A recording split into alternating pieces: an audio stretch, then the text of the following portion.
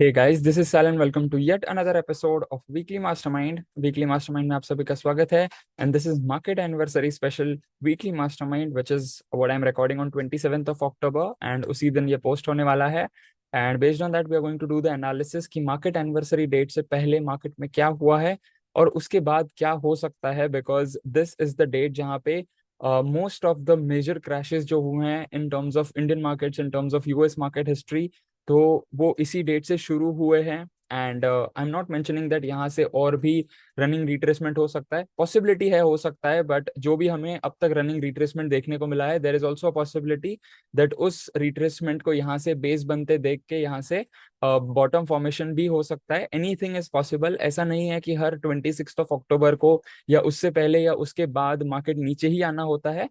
Sometimes it happens, sometimes it doesn't happen. Again, as we know that market is in terms of cycles, तो हर बार नहीं होता है। And whenever it happens with a huge move, and वो move हमें already पिछले हफ्ते देखने को मिली है। So let's have a look at overall weekly mastermind, that what we can expect from the overall market in next 1 week, और उसके basis पे हम लोग क्या जो है हमारे एनालिसिस के हिसाब से कहाँ एंटर कर सकते हैं, क्या कर सकते हैं, या फिर we need to be a fence eater and so on. So weekly mastermind for 27th of October 2024 जहां पे एजेंडा is slightly changed। पहले हम मार्केट इंडेक्स देखेंगे, outperforming and underperforming sector.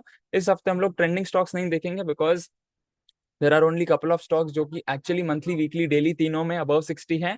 Very few in the sense, दो या तीन stocks, उससे ज्यादा नहीं। So that is why I am not going to share दो stocks as of now in this episode. Then comes tracking stocks and जैसे मैंने पहले भी बताया था दैट ट्रैकिंग स्टॉक्स को हम लोग तभी ट्रेड करेंगे जब मार्केट हमें सपोर्ट करेगा and as of now market support नहीं कर रहा है। अगर करता है तो वहां पे हम लोग low risk high reward entries में, low risk high reward trades में एंटर कर सकते हैं। Then comes cup pattern stocks, इसका भी हम लोग फॉलो अप लेंगे। एज ऑफ नाउ कोई न्यू कप पैटर्न स्टॉक्स का डिस्कशन नहीं करेंगे in this episode.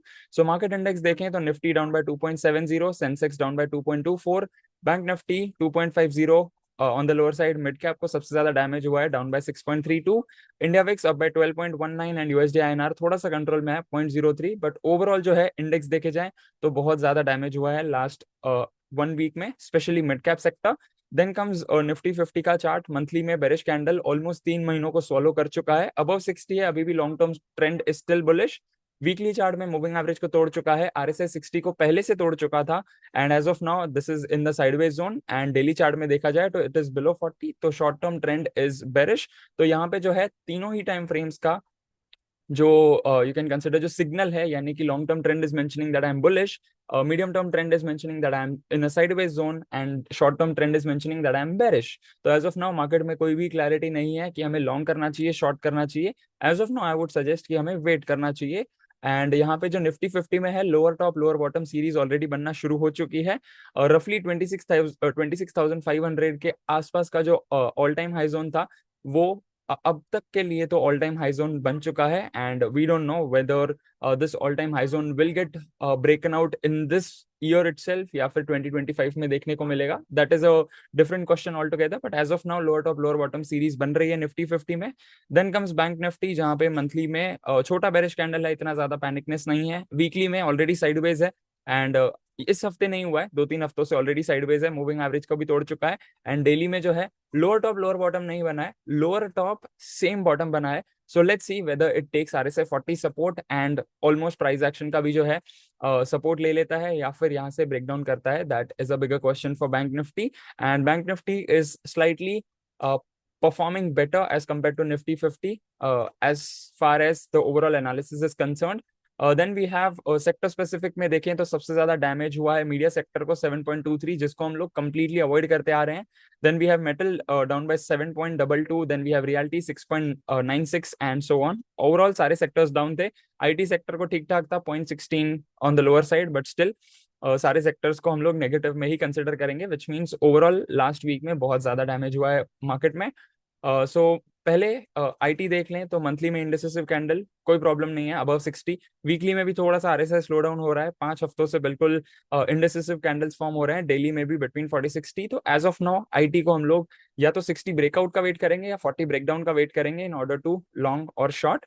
Then comes auto sector, monthly में बहुत बड़ा बेरिश कैंडल ऑलमोस्ट 4 महीनों को स्वॉलो कर चुका है। वीकली में walk of the band on the lower side शुरू हो चुका है, where it was already sustaining above 60, तो यहाँ पे अभी ऑलमोस्ट 45 के आसपास आ चुका है।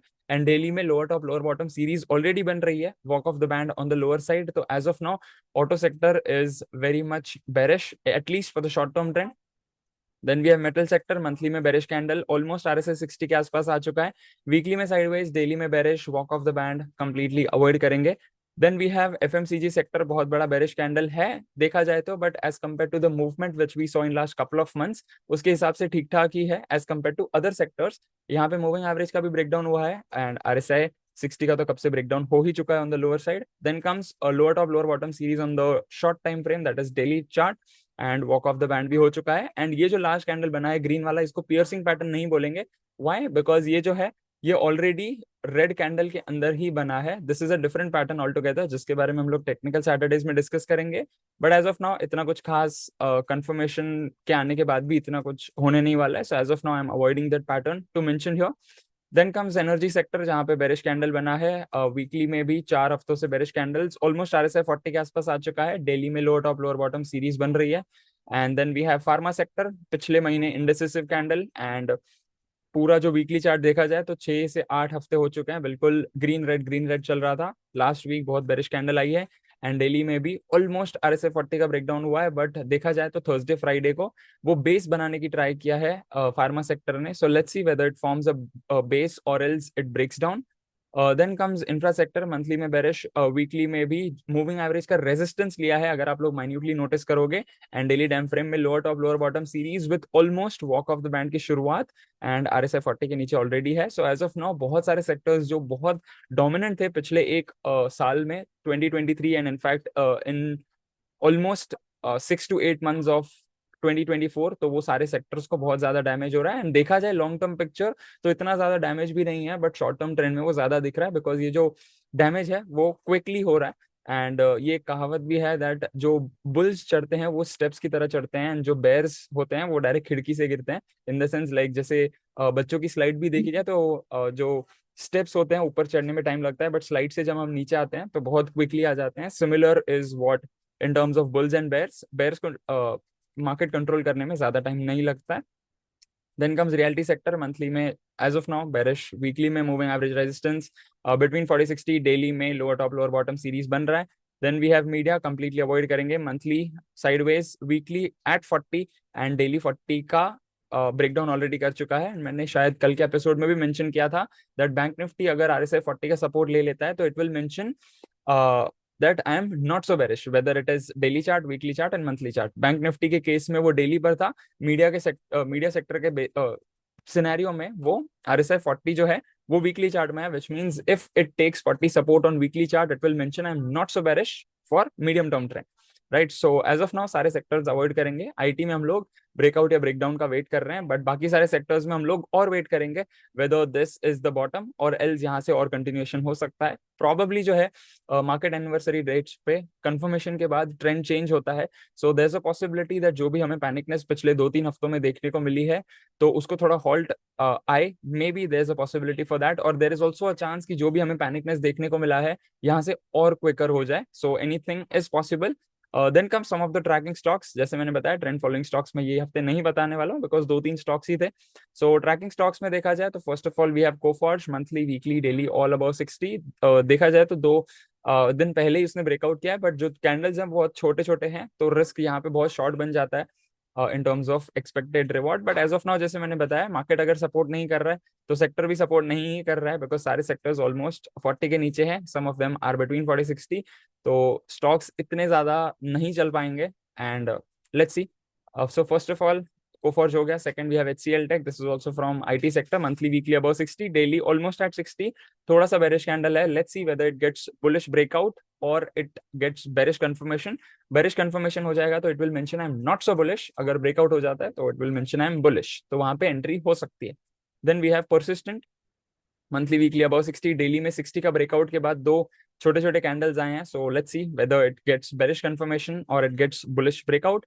Then we have MFSL, monthly में छोटा सा कप है ऑलमोस्ट सारे स्टॉक्स का which I am mentioning, weekly में भी कंटिन्यूअसली 60 के ऊपर चल रहा है एंड डेली में भी as you can see breakout का जो कैंडल था वो काफी बड़ा था, उसके बाद एक बुलिश कैंडल एक बेरिश कैंडल तो ये दोनों जो है, जैसे कोफॉर्ज का सिनेरियो है जहाँ पे छोटे दो कैंडल्स हैं, similar is for MFSL as well, जहाँ पे छोटा सा रिस्क है for the potential rewards as well, but यहाँ पे वॉल्यूम ठीक ठाक है, तो as of now I would like to avoid this stock.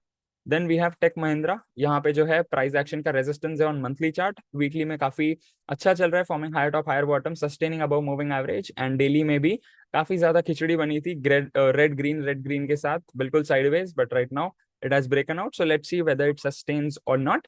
Then we have some of the previous cup pattern stocks, first of which we have Kitex। ये तो काफी अच्छे से चला है, बट पिछले 2-3 हफ्तों से साइडवेज में है, इतना ज्यादा इसको भी कुछ डैमेज नहीं हुआ है। Resolution point is around 388 and current market price is roughly around 507, so overall काफी अच्छे targets already achieve हो चुके हैं। Then we have Prime Securities, resolution point is around 344 and current market price is around 306, तो यहाँ पे resolution point का breakout बाकी है and entry price तो और भी काफी दूर है। So this is just the stock which we can track as of now. And banking sector अगर बता देता है, जैसे निफ्टी बैंक में 40 सपोर्ट अगर ले लेता है, वहां से बुलिश कंफर्मेशन के बाद ब्रेकआउट दे देता है, सो banking sector will show good movement. तो उसके हिसाब से ये भी फाइनेंस सेक्टर में ही है, बैंकिंग में नहीं है बट फाइनेंस में ही है, so there is a possibility that ये स्टॉक में भी हमें करंट देखने को मिले। Then we have JM Financial Limited, resolution point is around 159 and current market price roughly around 135. So let's see whether it breaks out or not. Right, so that's the overall weekly mastermind for this week, and I hope that you have got enough wisdom and clarity कि हमें अगले हफ्ते में क्या करना चाहिए। Although बहुत सारे लोग बोलेंगे कि यार दिवाली स्पेशल है तो उस हिसाब से स्टॉक्स बताओ, बट अगर यहाँ पे मार्केट ही सपोर्ट नहीं कर रहा है, अगर यहाँ पे मार्केट चिल्ला चिल्ला के बोल रहा है that I am in the running retracement या फिर करेक्शन मोड अगर हम लोग कह लें, तो हमें क्यों खुद के पैसे डाल के पोर्टफोलियो को नेगेटिव में रखना है and so on. It's better to be a fence eater and just enjoy what's happening in the market, although like there could be a lot of people those who might be making losses, but again this is the part of the journey, and this is a business, right? Although this is what I also learned from my mentors, because काफी बार ऐसे होता था कि यार even as a community बहुत सारे लोग profits करते थे, but sometimes I used to make losses and so on, and I used to crib कि यार ये लोग profit कर रहे हैं and why I am in loss and so on, but still that is a pattern, and that is like actually not a pattern, but this is a cycle that some people are making losses and some people are making profits, and you have to focus on your game, not everyone else's game, because अगर आप हर किसी की journey देखने जाओगे तो हर किसी के ups and downs होते हैं, हर किसी का लाइक विनिंग फेज होता है, हर किसी का छोटा छोटा लूजिंग फेज होता है, किसी किसी का बड़ा लूजिंग फेज भी होता है, provided like when they are not following risk management and all of those things, right? So we'll go about that topic in technical Saturdays as well, कि like risk management वगैरह के बारे में तो discuss किया है, बट अगेन उसको थोड़ा efficiently कैसे करें, बड़े कैपिटल के साथ कैसे करें, that's what we will discuss in next upcoming episodes of technical Saturdays. But as of now this is what weekly mastermind is all about।